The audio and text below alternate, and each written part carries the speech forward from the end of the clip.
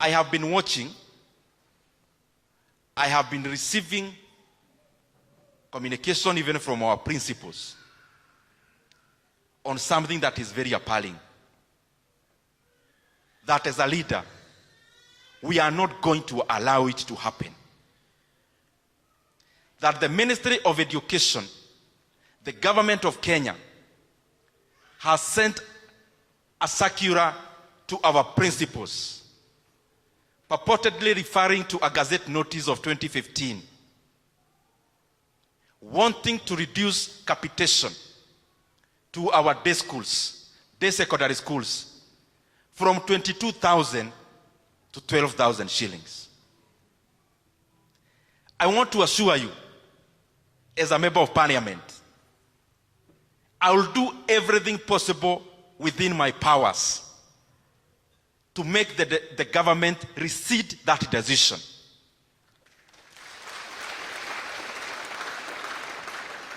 Because education plays a very critical role in development of any country. In a country like Kenya, ambayo mapato iko chini, I know firsthand because of Kiharu Masomo Bora that even some parents cannot even afford to pay the 1,000 shillings we charge for school fees. Now the government has written to our principals in day schools that now the parent will be paying 9,300 shillings on top of what they have been paying for food. And therefore they are taking the fee for day schools from what was around 12,000 across the country per year, that the learners will be made to pay over 20,000 shillings per year in our day schools. We cannot allow that to happen. Kwa sababu huyu mtu ambaye anaambiwa alipe hiyo fedha akikosa, huyo mtu atakuwa gharama kubwa hata kwa nchi kama hatapata elimu. And I want to request those who are in government, even all of us, including myself as leaders, as a leader, we are all beneficiaries of our communities, taking us to schools. We are all beneficiaries of our country, giving us a through pass to go to school.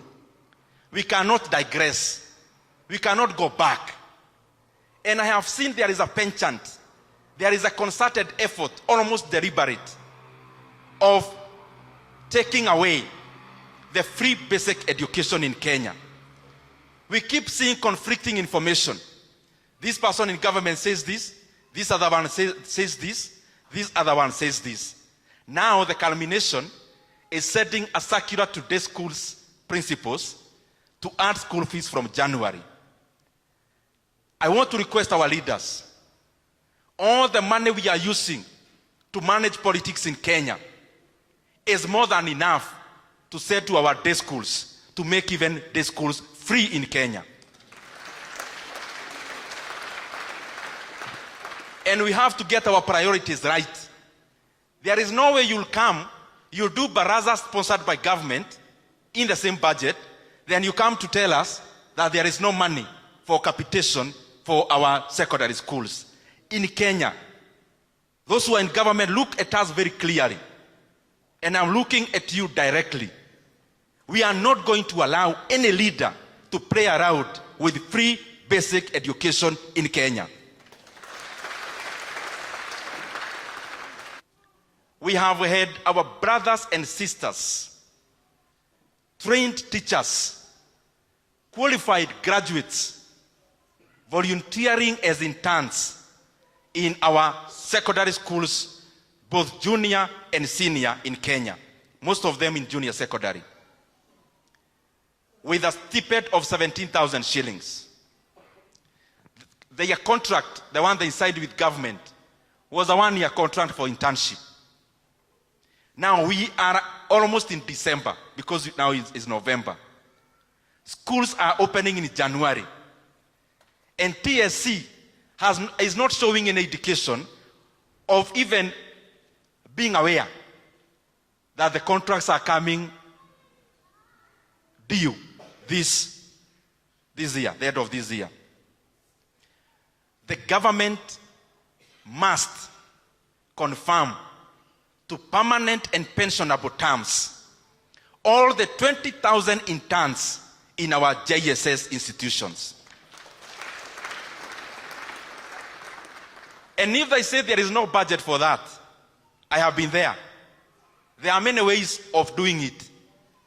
The government has a leeway of spending up to 10% of the money outside of the budget. Under the article called 223, they can bring to Parliament for ratification later. So TSC tafadhali, all the JSS interns must be confirmed into permanent and pensionable. If you don't have the budget, as members of Parliament, we are giving you permission. SPED will ratify later. But as of now, give indications on confirming them to permanent and pensionable terms in January next year. We need to come back to our basics. Let us come to our basics. Siasa itajisort kama tutafanyia wananchi kazi. Wachana na kumanage siasa kutumia billions of money hidden in many confidential votes. Remove that money from those confidential votes. Confirm JSS interns.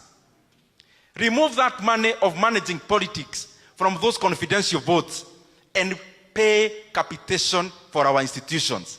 That is what managing politics is. It is not about bribing citizens.